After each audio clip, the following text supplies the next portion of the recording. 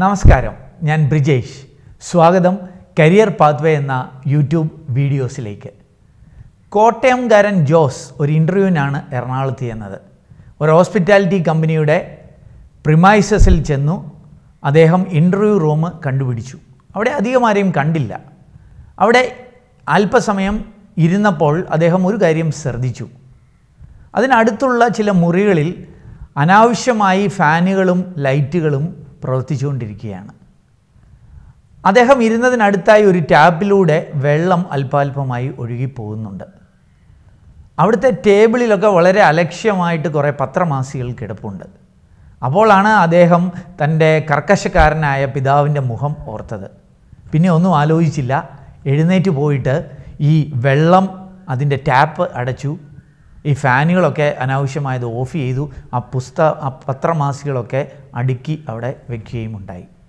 വീണ്ടും തൻ്റെ കസാരയിൽ വന്ന് ഇരിപ്പുറപ്പിച്ചു. അല്പസമയത്തിന് ശേഷം അദ്ദേഹത്തെ ഇൻ്റർവ്യൂവിനായിട്ട് ക്ഷണിക്കുകയുണ്ടായി. ഇൻ്റർവ്യൂ ബോർഡ് ചുരുക്കം ചില ചോദ്യങ്ങൾ ചോദിച്ചതിന് ശേഷം അദ്ദേഹത്തോട് ജോലിയിൽ കയറുവാനായിട്ട് ആവശ്യപ്പെട്ടു. അതോടൊപ്പം അവരൊരു കാര്യം സൂചിപ്പിച്ചു. ഈ ജോസിൻ്റെ പ്രവൃത്തികൾ അവർ CC ക്യാമറയിലൂടെ കണ്ടുവെന്നും അദ്ദേഹത്തിൻ്റെ ശുഷ്കാന്തി അവർക്ക് ഇഷ്ടപ്പെട്ടു എന്നുമുള്ള കാര്യം. അപ്പോൾ ജോസ് തൻ്റെ കർക്കശക്കാരനായ അപ്പന് മനസ്സിൽ നന്ദി പറഞ്ഞു. ഈ ഒരു സീന് ആ ഹോസ്പിറ്റാലിറ്റി കമ്പനി ഒരു പക്ഷേ സൃഷ്ടിച്ചതാകാം, അല്ലായിരിക്കാം. പക്ഷേ ഒരു കാര്യം ഓർക്കുക, ഒരു ഉദ്യോഗാർത്ഥി എന്നും നിരീക്ഷിക്കപ്പെട്ടുകൊണ്ടിരിക്കുകയാണ്. അത് ഇൻ്റർവ്യൂ ചെയ്യുന്ന റൂമിന് മാത്രമല്ല, അതിന് വെളിയിലും. എന്തിന്, പൊതുരംഗത്ത് അല്ലെങ്കിൽ സോഷ്യൽ മീഡിയയിൽ വരെ അവൻ നിരീക്ഷിക്കപ്പെട്ടുകൊണ്ടിരിക്കുകയാണ്. അതുകൊണ്ട് എങ്ങനെയാണ് കമ്പനികൾ ഉദ്യോഗാർത്ഥിയെ നിരീക്ഷിക്കുന്നത്, അതിൽ നമ്മൾ എന്തൊക്കെ കാര്യങ്ങൾ ശ്രദ്ധിക്കണം തുടങ്ങിയ കാര്യങ്ങളാണ് ഞാൻ ഈ വീഡിയോയിൽ പറയുന്നത്.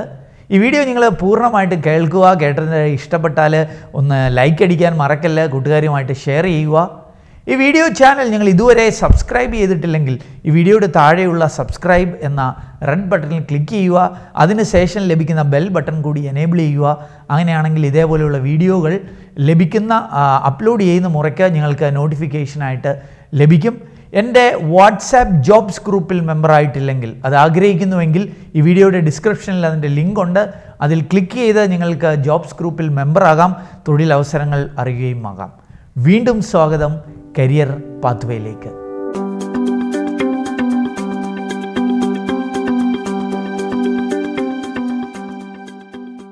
എവിടെയൊക്കെയാണ് നമ്മൾ നിരീക്ഷിക്കപ്പെടുന്നത്? 4 ഇടങ്ങളാണ് ഞാൻ ഈ വീഡിയോയിൽ പറയുന്നത്. ഒന്ന്, സോഷ്യൽ മീഡിയ. നമ്മളൊരു കമ്പനിയുടെ ഇൻ്റർവ്യൂ കഴിഞ്ഞ് ഷോർട്ട് ലിസ്റ്റ് ചെയ്യപ്പെട്ടാൽ കമ്പനിയിലെ HR ടീം ആദ്യം പരിശോധിക്കുക നമ്മുടെ സോഷ്യൽ മീഡിയ പ്രൊഫൈലായിരിക്കും. പ്രത്യേകിച്ച് ഫേസ്ബുക്ക്, ഇൻസ്റ്റ പോലെയുള്ള ഇടങ്ങളിൽ നമ്മുടെ പോസ്റ്റിങ്ങുകൾ, നമ്മുടെ പ്രതികരണങ്ങൾ, നമ്മുടെ ഫ്രണ്ട് ലിസ്റ്റ്, അല്ലെങ്കിൽ നമ്മളുടെ ബയോ, അല്ലെങ്കിൽ നമ്മുടെ ഡിസ്ക്രിപ്ഷൻ, ഇവയൊക്കെ അവർ പരിശോധിക്കുന്നുണ്ട് എന്നുള്ള കാര്യം ഓർക്കുക. അതുകൊണ്ട് തന്നെ തീവ്രവാദപരമായ നിലപാടുകൾ, അല്ലെങ്കിൽ നിഷേധാത്മകമായ പ്രസ്താവനകൾ, അതുമല്ലെങ്കിൽ മറ്റുള്ളവരെയുള്ള അധിക്ഷേപിക്കൽ, ഇതൊക്കെ ഒഴിവാക്കുന്ന കാര്യം ഓർക്കുക. ഞാൻ ഒരു കുട്ടിയെ റിജക്റ്റ് ചെയ്ത റീസൺ ഒരു കമ്പനിയോട് ചോദിച്ചപ്പോൾ അവരെന്നോട് സൂചിപ്പിച്ചത്, അവൻ്റെ ഫേസ്ബുക്ക് പ്രൊഫൈലിൽ അവൻ്റെ ബയോ എന്നെ തല്ലണ്ടമ്മാവ, ഞാൻ നന്നാകില്ല എന്നുള്ള ഒരു നിഷേധാത്മകമായ നിലപാടായിരുന്നു. അതുകൊണ്ടാണ് അവനെ റിജക്റ്റ് ചെയ്തത് എന്ന് അവരെന്നോട് പറഞ്ഞു. 5 വർഷമായി ഫേസ്ബുക്കിൽ സജീവമായ ഒരു യുവാവ് 25-ൽ താഴെ ഫ്രണ്ട്സ് ഉള്ളത് കൊണ്ട് അവനെ റിജക്റ്റ് ചെയ്ത കഥയും, 3000-ലധികം ഫ്രണ്ട്സ് ഫേസ്ബുക്കിലുള്ളതുകൊണ്ട് മാത്രം ഒരു പെൺകുട്ടിയെ ഒരു കമ്പനി തിരഞ്ഞെടുക്കാത്ത കഥയും ഞാൻ കേട്ടിട്ടുണ്ട്. അതുകൊണ്ട് ഓർക്കുക, സോഷ്യൽ മീഡിയയിലൊക്കെ നമ്മൾ വാച്ച് ചെയ്യപ്പെടുന്നുണ്ട് എന്നുള്ള കാര്യം. രണ്ടാമത്തെ ഇടം, company premises or outside the interview room. Interview റൂമിന് അകത്ത് മാത്രമല്ല, അതിന് വെളിയിലും കമ്പനി പ്രിമൈസസിലുമൊക്കെ CCTVയിലൂടെ ഒരു ഉദ്യോഗാർത്ഥി വാച്ച് ചെയ്യപ്പെടുന്നുണ്ട് എന്നുള്ള കാര്യം ഓർക്കുക. വേലൈക്കാരൻ എന്ന തമിഴ് സിനിമയിൽ ഫഹദ് ഫാസിലിൻ്റെ ഒരു തന്ത്രം ഓർക്കുന്നു. ഫഹദ് ഫാസിൽ ഒരു കമ്പനിയുടെ ആളാണ്. എന്നാൽ ഉദ്യോഗാർത്ഥികളിൽ ഒരാളായിട്ട് ഇൻ്റർവ്യൂ റൂമിൻ്റെ വെളിയിൽ ഇരിക്കുകയും അവിടെ വന്നിരിക്കുന്ന മറ്റ് ഉദ്യോഗാർത്ഥികളുടെ പെരുമാറ്റം ശ്രദ്ധിക്കുകയും അതിനുശേഷം അതിൽ നിന്ന് 3-4 പേരെ തിരഞ്ഞെടുക്കുകയും ചെയ്യുന്ന ആ രംഗം വളരെ രസകരമാണ്. ഇതുപോലെ പലപ്പോഴും സംഭവിക്കുന്നുണ്ട്, നാം അറിയുന്നില്ല എന്നുള്ള കാര്യം എന്ന് മാത്രം. അതുകൊണ്ട് ഓർക്കുക, നമ്മുടെ ടെൻഷൻ അല്ലെങ്കിൽ അവിടെ ഇൻ്റർവ്യൂവിൽ ഇരിക്കുന്ന മറ്റുള്ളവരുമായിട്ടുള്ള ഇടപെടലുകൾ, അതുമല്ലെങ്കിൽ ഇൻ്റർവ്യൂ കഴിഞ്ഞു വരുന്നവരെ ഉള്ള വളയൽ, ഇതൊക്കെ അവർ സൂക്ഷ്മതയോടെ വാച്ച് ചെയ്യുന്നുണ്ട് എന്നുള്ള കാര്യം ഓർക്കുക. അതുകൊണ്ട് വളരെ കെയർഫുള്ളായിരിക്കണം എന്നുള്ള കാര്യം മറക്കല്ല.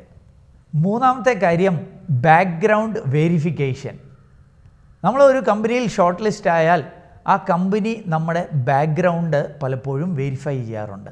അതിന് മിക്കവാറും പ്രമുഖ കമ്പനികൾക്കൊരു തേർഡ് പാർട്ടി ടീം തന്നെ കാണാറുമുണ്ട്. നമ്മൾ പഠിച്ച കോളേജ് അല്ലെങ്കിൽ മുൻപ് വർക്ക് ചെയ്ത കമ്പനി, അതുമല്ലെങ്കിൽ നമ്മുടെ നാട് അയൽപക്കത്തോ ഒക്കെ അവർ നമ്മളെക്കുറിച്ച് ഒന്ന് തിരക്കും. ഒരുപക്ഷെ ഒരു കല്യാണാലോചനയ്ക്ക് സമയത്ത് വധൂവരന്മാരെക്കുറിച്ച് തിരക്കുന്നത് പോലെ. അപ്പം നമ്മുടെ രാഷ്ട്രീയപരമായോ മതപരമായ തീവ്രവാദപരമായ നിലപാടുകളൊക്കെ അവിടെ ഒരുപക്ഷെ ഒരു പരിശോധനയ്ക്ക് ഇടയാക്കും എന്നുള്ള കാര്യം ഓർക്കുക. പലപ്പോഴും നമ്മൾ റെഫറൻസ് കമ്പനികൾക്ക് നൽകാറുണ്ട്. എന്നാൽ കമ്പനികൾ ആ റെഫറൻസിലായിരിക്കില്ല നമ്മളെക്കുറിച്ച് തിരക്കുന്നത്. കാരണം കമ്പനിക്കറിയാം നമ്മളെക്കുറിച്ച് നല്ല അഭിപ്രായം പറയുന്നവരുടെ റെഫറൻസാണ് പലപ്പോഴും നമ്മൾ നൽകാറുള്ളത്. അതുകൊണ്ട് കമ്പനി തന്നെ മറ്റുള്ളവരെ കണ്ടെത്തുകയും നമ്മളെക്കുറിച്ചുള്ള ഒരു ബാക്ക്ഗ്രൗണ്ട് വെരിഫിക്കേഷൻ നടത്തുകയും ചെയ്യും എന്നുള്ള കാര്യം മറക്കല്ലേ. നാലാമത് നമ്മളെ വാച്ച് ചെയ്യപ്പെടുന്ന, നിരീക്ഷിക്കപ്പെടുന്ന സ്ഥലമാണ് ഇൻ്റർവ്യൂ റൂം. പലപ്പോഴും നാം ഓർക്കുന്നത് ഇൻ്റർവ്യൂ ചെയ്യുന്ന വ്യക്തി മാത്രമാണ്, അല്ലെങ്കിൽ ആ പാനലിലുള്ള 2-3 പേര് മാത്രമാണ് നമ്മളെ വാച്ച് ചെയ്യുന്നത് എന്നുള്ളതാണ്. നിങ്ങൾ പലപ്പോഴും ശ്രദ്ധിച്ചുണ്ടായിരിക്കും, ഇൻ്റർവ്യൂ പാനലിൽ തന്നെ ചോദ്യങ്ങളൊന്നും ചോദിക്കാതെ 1-2 പേർ ചിലപ്പം ഇരിക്കുന്നുണ്ടായിരിക്കും. അവരെ ചുമതലപ്പെടുത്തിയിരിക്കുന്നത് നമ്മുടെ ബോഡി ലാംഗ്വേജ് വാച്ച് ചെയ്യുക എന്നുള്ളതാണ്. അതുകൊണ്ട് അവരെയും കൂടെ നോക്കുന്ന കാര്യം ഉറപ്പാക്കുക. അവരുമായിട്ടും കൂടെ ഇടയ്ക്കിടയ്ക്ക് ഐ കോണ്ടാക്റ്റ് മെയിൻറ്റെയിൻ ചെയ്യുക എന്നുള്ളത് വളരെ പ്രധാനപ്പെട്ടതാണ്. ഒരു ഉദ്യോഗാർത്ഥി നിരീക്ഷിക്കപ്പെടുന്ന 4 ഇടങ്ങളാണ് ഞാൻ ഈ വീഡിയോയിൽ സൂചിപ്പിച്ചത്. നിങ്ങളൊന്ന് ഓർക്കുക, ജോലി കിട്ടുന്നതിന് മുമ്പ് മാത്രമല്ല, ജോലി കിട്ടിയതിന് ശേഷവും നമ്മൾ നിരീക്ഷിക്കപ്പെടുകയാണ് എന്നുള്ള കാര്യം. അതുകൊണ്ട് വളരെ ശ്രദ്ധയോടെ വേണം നമ്മുടെ പെരുമാറ്റം എന്നുള്ള കാര്യം ഓർക്കുക. ഒരു പഠിക്കുന്ന സ്ഥാപനം, അക്കാഡമിയിൽ നിന്ന് ഒത്തിരി വ്യത്യസ്തമാണ് ഇൻഡസ്ട്രിയിലെ നമ്മുടെ പെരുമാറ്റ രീതികൾ എന്നുള്ള കാര്യം ഓർക്കുക. അതുകൊണ്ട് വളരെ ശ്രദ്ധയോടെ ഇരിക്കുക എന്നുള്ളതാണ് എനിക്ക് പറയാനായിട്ടുള്ളത്. ഈ വീഡിയോ നിങ്ങൾ പൂർണ്ണമായിട്ടും കണ്ടതിലുള്ള നന്ദി അറിയിക്കട്ടെ. ഈ വീഡിയോ ഇഷ്ടപ്പെട്ടാൽ ഷെയർ ചെയ്യുക, കൂട്ടുകാരുമായിട്ട് ലൈക്ക് ചെയ്യുക. ഈ വീഡിയോ ചാനൽ നിങ്ങൾ ഇതുവരെ സബ്സ്ക്രൈബ് ചെയ്തിട്ടില്ലെങ്കിൽ സബ്സ്ക്രൈബ് ചെയ്യുക.